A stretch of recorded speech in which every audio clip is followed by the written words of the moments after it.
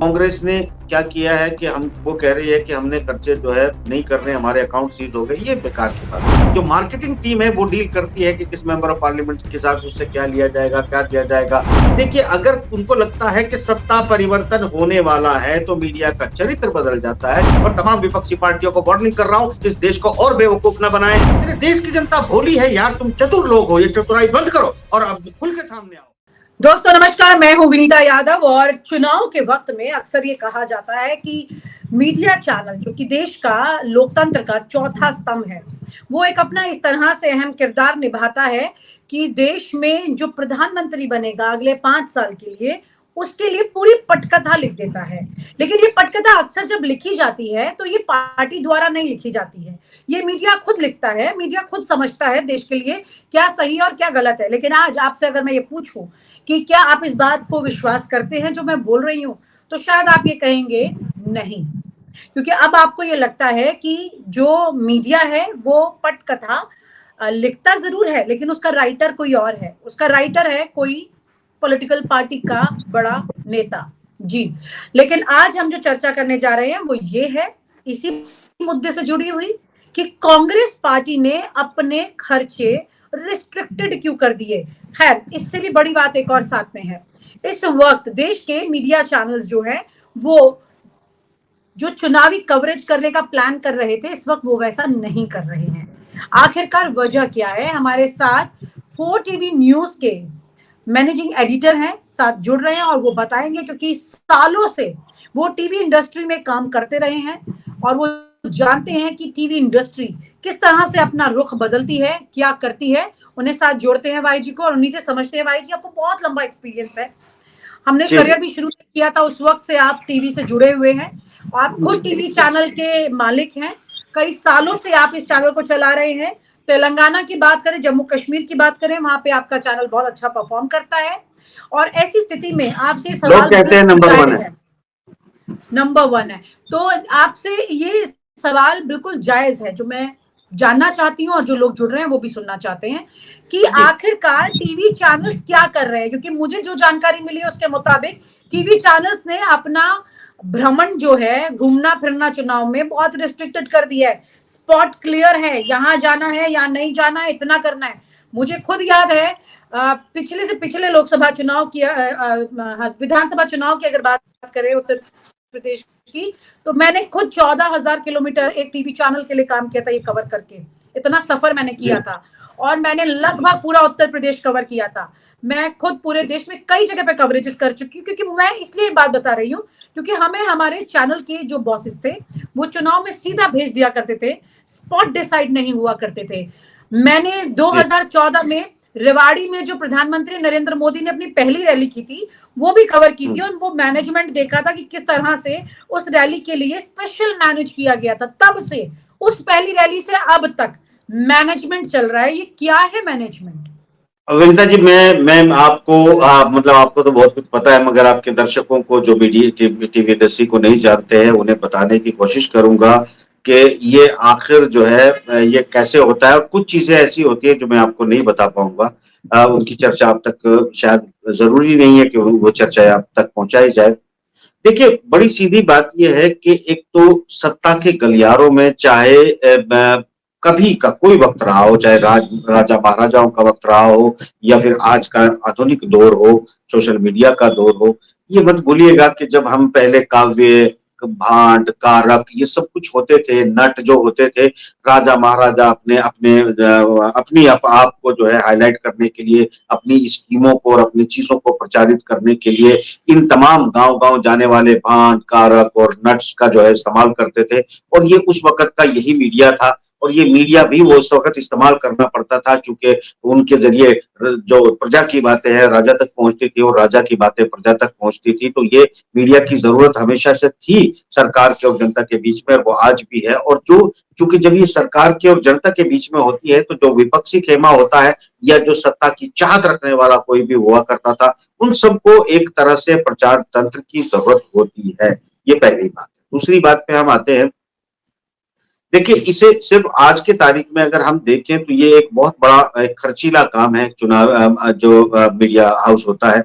जब हम एक चैनल चलाते हैं, तो जिस केबल टीवी पर आप देख रहे होते हैं, अपने घर के अंदर केबल पे आप देख रहे होते हैं, वो केबल वाले लोग जो हैं, वो एक मोटी रकम वसूलते हैं न्यूज़ चैनलों से जो वो करोड़स में होती है।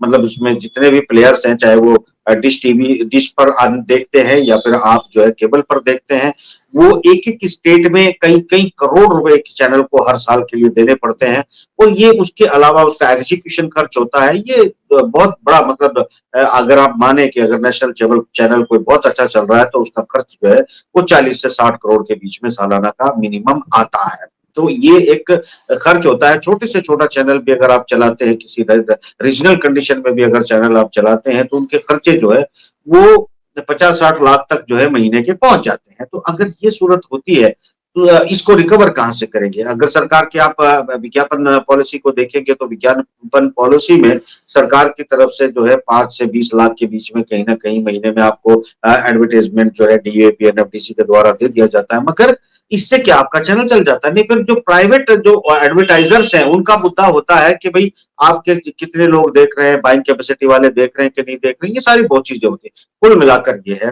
कि किसी भी चैनल को सिर्फ और सिर्फ एडवर्टाइजमेंट और के जरिए चैनल चलाने की क्षमता नहीं होती है। और उसके बाद जब चुनाव आते हैं, चाहे वो स्टेट के चुनाव आते हैं, केंद्र के चुनाव आते हैं, तो ये चैनल में एक कॉन्क्लेव किया जाता है, उसमें पार्टियों से भी बैकरों की बात की जाती है। फिर जो आपके जैसे विनीता जी जाती थी तो वो तो अलग बात है कि उनको तो भेज दिया जाता था गाड़ी लेके कवर करे।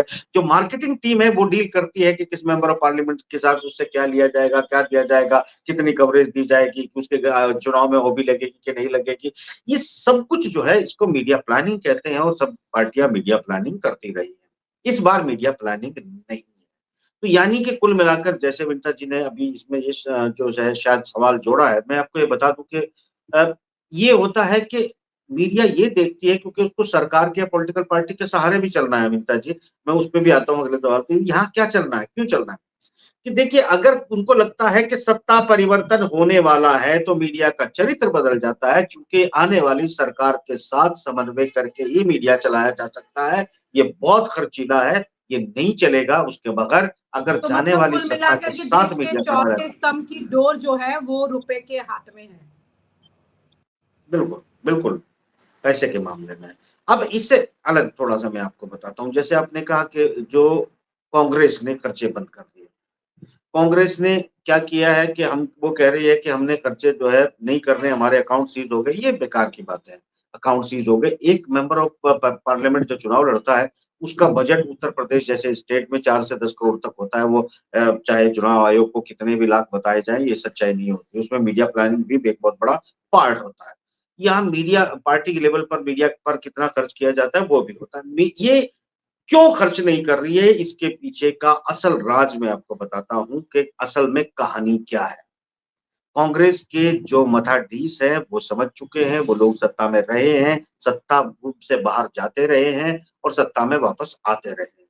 ये देश की जनता, मीडिया बड़े ध्यान से सुन लें, इस गलतफहमी में ना रहे कि कांग्रेस हार मान चुकी है, कांग्रेस हारने जा रही है, इसलिए वो पैसा नहीं खर्च कर रही है, बल्कि इसके पीछे की कहानी पिछले अगर हम कई दशकों में जाएँगे और फिर हम कांग्रेस की कार्यशैली को समझना चाहेंगे, तो आपको स्पष्ट हो जाएगा कि चुनाव में इस वक़्त पैसा खर्च करने की जो 2 बड़ी वजह है, वो क्यों है और कैसे है? तो पहली वजह आपको बताता हूँ। पहली वजह कांग्रेस ने पैसा खर्च इसलिए नहीं करना है कि वो जानते हैं कि इस वक़्त चुनाव मोदी वर्सेस मोदी है और मोदी के कैंडिडेट के सामने जिस भी पार्टी का कैंडिडेट विपक्षी जो मोदी सरकार को नहीं चाहते, वो तमाम लोग एक होके सलाह करके उसको कितनी भी इंजीनियरिंग कर लो, पहले दूसरे चरण में फेल हो चुकी है, तीसरे चरण में हमें फेल होती हुई नज़र आ रही है।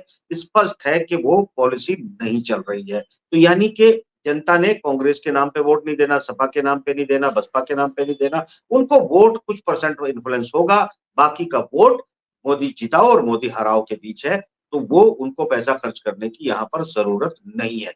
दूसरा सबसे बड़ा कारण है, जब सिचुएशन ये आ जाती है कि कैलकुलेशन हम करते हैं और हंग लोकसभा आपकी रिप्रेजेंट होती है, प्रेजेंट होती है आपके सामने और ऐसे में फिर वो एक बात आती है देवेगौड़ा सरकार या फिर चौधरी चरण सिंह सरकार या फिर जो है जो विश्वनाथ प्रताप सिंह सरकार, हम उन तमाम सरकारों के कार्यकाल और उनकी जो सिचुएशन है, और इवन पहली अटल बिहारी वाजपेयी सरकार, इनको हम समझते हैं। तो कांग्रेस की कार्यशैली में ये शामिल है, वो जानते हैं कि हंग अगर आएगी, यानी नीतीश के कुछ जीतेंगे, ममता के बड़ी अच्छी तादाद में जीत के आने वाले हैं, अखिलेश यादव अच्छी तादाद में जीत रहे हैं, केसीआर जीतेगा, ये तमाम लोग जो अलाई हैं भारतीय जनता पार्टी के, वो यूपीए जैसी कोई संगठन को सत्ता में लाने के लिए बड़ी बड़ी शर्तें रखेंगे, बड़े बड़े मंत्रालय मांगेंगे, बड़ा कुछ इनमें होने वाला है। और वो जब होगा तो ऐसी सूरत हाल में विनीता जी एक काम होगा कि यहाँ पर कांग्रेस अपने आप को हैंडीकैप जो है महसूस करेगी, वो कहेगी कि ये तमाम जो क्रेडिट वो उन्होंने जो चुनावी वादे किए, मैनिफेस्टो अभी हम नहीं बोल सकते क्योंकि प्रचार का टाइम बंद है, तो वो जो वादे किए हैं उन्होंने, उन वादों को वो पूरा करने में भी थोड़ा बहुत हिचकिचाहट पैदा करेगी, क्योंकि वो अपना क्रेडिट किसी दूसरे को साझे में बांटना नहीं चाहेंगे। तो ऐसी सूरत में सरकार जब बनेगी, वो 1 साल, 1.5 साल, 6 महीने कितने दिन चलेगी उसका भरोसा नहीं है, इतिहास गवाह है। और उसी पॉलिसी को दिमाग में रखते हुए कांग्रेस अपने पैसे खर्च नहीं कर रही है, चूंकि वो अगले 10 साल के लिए सत्ता चाहती है और इंडिपेंडेंट सत्ता चाहती है। और इस प्लान को उनका जो बहुत बड़ा एक थिंक टैंक है, जिसको इसके खुद नेता भी नहीं जानते कि वो कैसे ऑपरेट होता है, तो माफ करना, वो थिंक टैंक की जो पॉलिसी है वो एग्जीक्यूट हो रही है। मगर विनीता जी, आपके प्रोग्राम में मैं एक बात अगर इजाजत दें, अगर आपका कोई सवाल है तो कर लें, वरना मैं एक पैगाम पार्टियों को फिर देना चाहूंगा। नहीं, आप बोलिए, कोई सवाल होगा तो मैं उसके बाद पूछ लूंगी। अच्छा, देखिए, मैं अब आपको एक चीज जो इस वक्त चल रही है या भय चल रहा है, ये पैगाम के तौर पे हमें लोगों को दे देना चाहिए। और फिर चूंकि अगर चुनाव में कोई बात आती है तो हम एज ए पत्रकार कांग्रेस और तमाम विपक्षी पार्टियों से जवाब तलब करेंगे और डट के करेंगे। उसकी वजह बताता हूं। देखिए, तमाम दर्शक भाइयों से मेरी एक गुजारिश है कि इस बात को समझें, और ये बात तमाम वो पार्टी नेता और पार्टी प्रवक्ता सुन ले कान खोल के, जो मैं कहने जा रहा हूं। आप जानते हैं कि अपीठासीन अधिकारी फॉर्म 17C देता है और उस पर लिखा होता है कितने वोट पड़े इस बूथ पर, किस मशीन के का नंबर इसका क्या है, इसकी वीवीपैट का नंबर क्या है, डिवाइस को कैसे सील किया गया। और ये किसी एक कैंडिडेट के एजेंट को नहीं दिए जाते, बल्कि सभी कैंडिडेट के एजेंट को पीठासीन अधिकारी उसको साइन करके देता है। कुल कितने मत पड़े हैं और कुल कितने मत पड़े का अगर आपके पास प्रमाण है, तो इसका मतलब ये हो जाता है कि जो हम 5% बढ़ाने की, 6% बढ़ाने की बात हम कर रहे हैं, या फिर वोट डलने के बाद जो मत प्रतिशत जो है बढ़ने की को हम क्लेम कर रहे हैं, या फिर इसको अफवाह के तौर पर फैलाकर डराने की और भय बैठाने की कोशिश की जा रही है, इसको काउंटर करने का बड़ा सीधा सा तरीका है, जिसमें चुनाव आयोग इसके लपेटे में आता है, विपक्षी पार्टियां इसके लपेटे में आती है, और गेमलर का गेम जो है हैंडीकैप्ट हो जाता है। तो या अगर आप ऐसा नहीं करते तो इसका मतलब तुम जानबूझकर किसी को सत्ता सौंपना चाहते हो और जानबूझकर चुनाव हारना चाहते हो। इसका इल्जाम मैं हर दम लगाऊंगा, और बल्कि चीख चीख के लगाऊंगा। उसकी वजह बताता हूं क्या।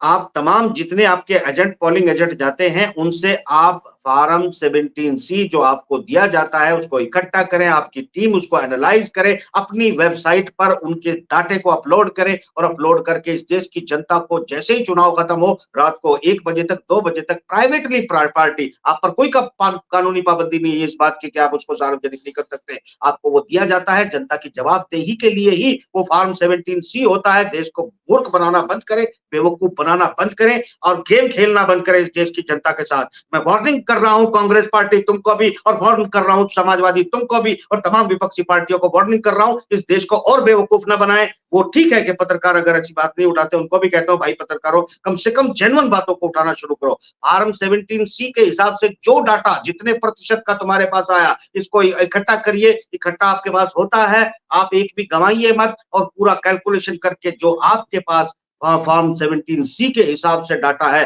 अपनी अपनी वेबसाइटों पर उसको अपलोड करिए। देश की जनता को बताइए कि कहां पर कितने वोट पड़े हैं, कितने % वोट पड़े हैं। उसके बाद जो ईवीएम है या मशीन है, वो मशीन कोई मैनिपुलेशन नहीं कर सकती, क्योंकि जितना तुम्हारा एजेंट वहां पर खड़ा होगा और जो साइन करवा के उसने लिया होगा कि इतने वोट यहां पर पड़े, तो वोट घटने बढ़ने का सवाल ही पैदा नहीं होता, वो खत्म हो जाता है। उसके बाद अगला जो इंजीनियरिंग का मामला है डाटा मैचिंग का, वो कोर्ट ने फैसला दिया है। अब आपको इसे मैनेज करना है, मेहनत करनी है। अगर आप चैनल पर, टीवी पर जनता पर पैसे खर्च नहीं कर सकते, कम से कम इस जनता को धोखा देने से आप बचा सकते हैं। आप उस डाटा को तुरंत कलेक्ट करिए और कलेक्ट करके जैसे आपके पास आता है, चुनाव आयोग कैसे नहीं करता, चुनाव आयोग को भी करना पड़ेगा, क्योंकि आपने उन्हीं के पीठासीन अधिकारी के साइन किए हुए पर्चे आपके पास है बाहर। वो पर्चे आप अपलोड करके इसकी देश की जनता को बताइए कि कुल वोटिंग कितना हुआ है, तो लोग समझ जाएंगे कुल वोटिंग परसेंट कितना था। और उसमें लिखा होता है कि इस बूथ पर टोटल वोट कितने थे और डाले कितने गए। वो सब कुछ अगर लिखा होता है तो डाटा आप लोगों के पास भी होता है। देश को धोखा देना बंद करिए, जो लोगों का मूर्ख बनाना बंद करिए। मेरे देश की जनता भोली है यार, तुम चतुर लोग हो, ये चतुराई बंद करो और अब खुल के सामने आओ। देखेंगे फिर कौन जो है तुम्हें मैनिपुलेट करता है और को कैसे मैनिपुलेट कर सकता है। अगर आप ये नहीं कर सकते तो फिर पर्दे के पीछे बैठकर तुम कोई गेम खेलते हो और इस देश की जनता का मूर्ख बनाते हो। और आप हमसे जुड़े रहने के लिए सब्सक्राइब करें YouTube पर, फॉलो करें Twitter पर और लाइक करें Facebook पर। और ज्यादा जानकारी के लिए आपको टाइप करना होगा सिर्फ न्यूज़ नशा।